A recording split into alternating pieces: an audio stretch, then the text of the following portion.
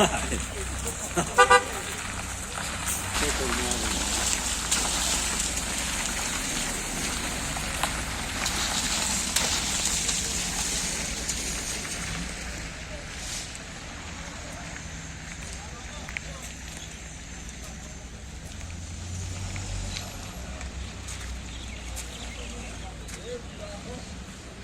ne ha? Kelebek ya.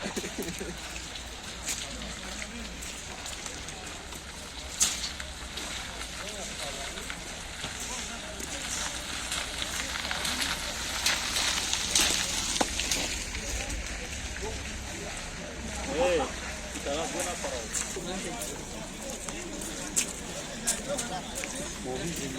Ich würde sagen, ich werde die ganze Zeit Ich sagen.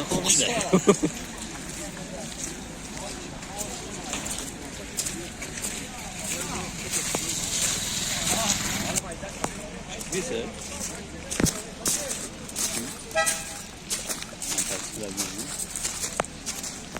Ja, gut, da, Kohle steigt, den wollen wir mal sehen. Ne dedi öyle? Hadi bir.